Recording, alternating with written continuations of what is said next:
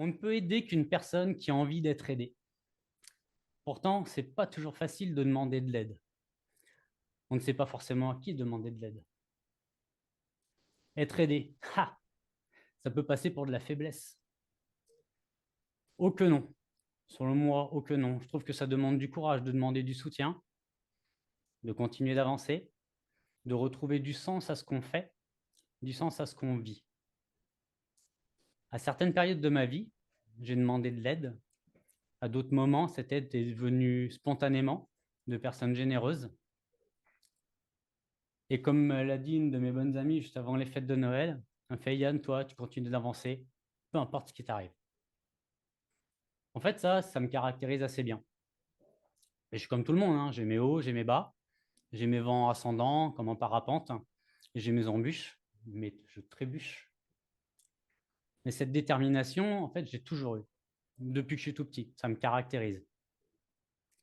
Et en fait, elle est démultipliée depuis quelques années. 3 ans, pour être précis. Donné au suivant. Et je crois que le temps est venu pour moi de m'exprimer pleinement sur pourquoi je donne autant. Certains ont compris, d'autres pas. Mais en fait, quand j'y pense et je me mets à la place des gens qui, depuis bientôt 10, 15 ans, me voient donner encore et encore, ceux qui me connaissent bien savent que je demande jamais rien. Mais qu'est-ce que ça cache? Bah, ça cache un secret que j'ai gardé pour moi. Et justement, là, je vais vous partager quelque chose qui est très personnel et que j'ai longtemps gardé sous silence. Il y a des personnes à l'écran là qui me connaissent vraiment bien. Et pourquoi j'ai gardé ce silence, en fait, c'est la peur d'être jugé, la peur d'être totalement incompris. Mais comme je vous l'ai dit, là, j'ai décidé dans ces derniers mois d'assumer totalement celui que je suis. Ceux qui me connaissent vraiment bien savent que j'ai une capacité à comprendre les gens, parfois mieux qu'eux-mêmes. Au-delà des mots, au-delà des silences, sont des intuitions. J'ai appris à l'accepter et à cultiver ces messages. Il y a quelques années, j'ai vécu un épisode d'écriture automatique. Le stylo écrivait tout seul. Et là, je vois certains regards, tu te dis, what? C'est quoi ce truc de fou? Bah, honnêtement, j'imaginais que le fou, c'était moi. L'écriture était totalement illisible. Ça, je ne l'ai pas écrit là, mais les 8 pages que j'ai écrites, je les ai montrées à ma belle-mère il y a 10 jours.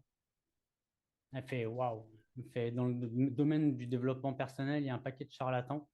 Elle me connaît depuis 20 ans, ma belle-mère. En fait, toi, je sais que tu vis ça. Et de le voir, je sais que c'est encore plus réel. L'écriture était digne d'une ordonnance d'un médecin. Mais même aujourd'hui, je peux lire et comprendre ce qu'il y a sur cette feuille. Cette feuille, je l'ai ressortie il y a 10 jours pour la montrer à ma belle-mère. Je ne l'avais pas regardée depuis 2 ans. Cet épisode, ça a duré 1 heure. Quelque chose d'hyper perturbant. Et à la fin de cet épisode, avant que le calme de la plume revienne, toujours dans un état de conscience modifié, comme hypnotique, j'ai écrit mais de ma plus belle écriture. Et puis je vous le dis les amis, là j'écris comme une merde. J'ai jamais aussi bien écrit de ma vie. Bonjour, je m'appelle Yann. J'ai développé un système qui permet d'aider ceux qui veulent être aidés. Et puis là, franchement, j'étais là, ouais, ok, super, maintenant je fais quoi avec ça concrètement? Et sans savoir, sans avoir les réponses, j'ai toujours été animé par cette sensation profonde que je peux faire une réelle différence dans la vie des gens. Quelques semaines plus tard, je parle au téléphone avec mon meilleur ami, je ne donnerai pas son nom. Quand il verra cette vidéo sur les réseaux sociaux, si elle sort, elle va sortir, j'ai besoin de sortir moi. Il se reconnaîtra. Il vit à 6 000 km de chez moi.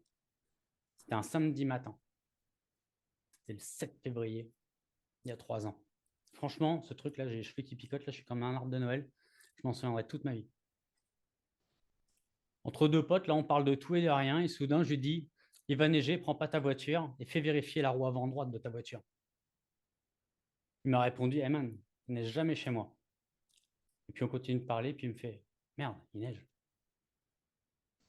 Le lendemain, il m'envoie un SMS, j'ai toujours avec moi. Comment est-ce que tu as su pour la roue? Il fait, j'avais un énorme coup de dent. Il me fait, j'avais pas fait une crevaison depuis au moins 3 ou 5 ans. Ma réponse a été super courte. Je sais pas. Mais merci d'avoir écouté le message. Il y a eu d'autres événements comme celui-là, de très nombreux à différents niveaux d'intensité. Mais j'en ai presque tous les jours. Et pour moi, c'était un véritable éveil de conscience qui était en marche. Et j'avais cette profonde intuition comme un appel que je peux impacter positivement la vie des gens. Franchement, je gagne bien ma vie. Ça fait longtemps que je gagne bien ma vie, mais je ne suis pas millionnaire pour autant. Même avec des capacités dont je découvre le pouvoir un peu plus chaque jour, je reste un entrepreneur dans l'âme. Et celui qui est animé par entreprendre est conscient que pour donner vie à une idée, l'action est requise. Le financement aussi. Pour donner vie et pour financer ce que je vibre comme étant ma mission de vie, depuis 2 ans, j'ai divisé presque par 2 mon salaire pour pouvoir financer ça. Et franchement, j'ai super bien fait, hein. Oui, j'ai réduit mon niveau de vie pour donner vie à ma vision. J'ai d'abord redonné à la communauté des dons sur chacune de mes transactions à des associations choisies par moi et d'autres par les clients. Donner de l'argent, à mes yeux, n'était pas suffisant. Il fallait que le corps soit engagé, physiquement engagé. Je me suis mis à courir et à chaque course, je donnais avant tout de ma personne. Et aussi 10 $ par kilomètre parcouru. Hein, qui me connaissent bien. Moi, quand je suis à fond, je suis à fond, hein. En 2 ans, j'ai parcouru 7 demi-marathons et le marathon de Paris. Mais vous savez que même avec tous ces kilomètres multipliés par 10 $, ça ne change pas le monde. Mais en tout cas, j'ai contribué à ma façon. Et vraiment, je suis fier de ça. Dans le même temps, je me suis mis à l'écoute de personnes qui en exprimaient le besoin. Des sensations, des messages comparables qu'avec mon pote et son histoire de roue avec un clou ont émergé pendant ces conversations. Ce que je ressens, c'est physique, c'est comme un frisson, c'est puissant comme tomber amoureux, et c'est d'une évidence déconcertante comme 1 + 1 = 2. Et j'ai pu contribuer à aider beaucoup de personnes. Et à force d'aider, à force d'écouter, les véritables défis sont apparus. Les défis des humains en général et des entrepreneurs en particulier, en tout cas pour un bon nombre d'entre eux. Parce que oui, si on écoute véritablement les autres et qu'on s'intéresse vraiment à eux, qu'on écoute sans chercher à répondre, ils se livrent et ensuite on cherche les solutions ensemble. Bon, même si les solutions m'apparaissent intuitivement presque évidentes en quelques instants, j'ai appris à être patient et à guider les autres à trouver les meilleures solutions pour eux. Parce que vous pouvez me croire, là, il y a 9 personnes sur 10 qui ne sont pas prêts à entendre ce que j'ai à dire, là, du tac au tac, même un message qui est excellent pour eux. J'ai appris un truc là. Le meilleur conseil au mauvais moment est un mauvais conseil. Il est important de laisser à l'autre le temps de faire son propre chemin. J'ai continué ma mission d'aider les autres complètement gratuitement, sans compter mon temps. J'ai offert et j'offre encore des masterclass 1 fois par mois pour aider les agents MO à développer leur entreprise. Je prends le temps pour quelqu'un qui en a besoin. Certains ont compris qu'ils pouvaient aller encore plus loin. Ils m'ont demandé du coaching individuel. Je fais OK, go, on y va. Je ne sais pas où on allait, c'est comme pour aujourd'hui.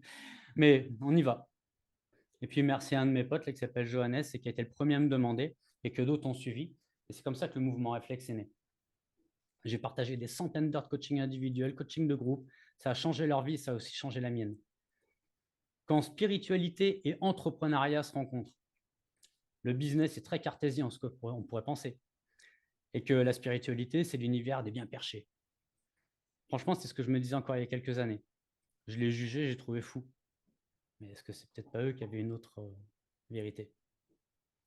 Seulement, les entrepreneurs sont avant tout des êtres humains. Pourquoi j'en ai pas parlé publiquement pendant si longtemps? Pourtant, il y a même quelques années, avant d'interviewer mon amie Charlotte, je lui avais dit, franchement, on ne embarque pas sur la spiritualité, on parle des entrepreneurs. On avait quand même libéré le sujet. Pourquoi j'avais demandé ça alors qu'elle m'avait aidé dans toute la puissance de son nom et que moi, je commençais à peine à comprendre ce que je vivais? La peur d'être jugé. J'en ai parlé publiquement juste à quelques personnes que j'accompagne en coaching et que c'est eux qui me commencent à poser des questions. Comment tu fais ça? Comment tu devines ça? Comment tu sais ça? On a commencé à en parler en privé, puis à demi-mot lors d'une interview avec mon ami Yutana, au mois d'août dernier, dans son podcast Fréquence Abondance, j'ai évoqué ma capacité à comprendre les autres intuitivement. J'ai juste dit ça comme ça, ni plus ni moins. Ça commençait à peine. J'osais à peine à en parler. Cet automne, avant une conférence, j'ai eu une conversation avec un coach en neuroprogrammation, Alexandre Boujard, et je lui parlais de la puissance de comprendre qui on est et de l'accepter. Il m'a répondu, le plus important encore, c'est de l'assumer. Assumer. Le mot libérateur était lancé. Comment aider des entrepreneurs à développer des entreprises alignées à qui ils sont vraiment, attirer les bons clients, les bons collaborateurs pour eux?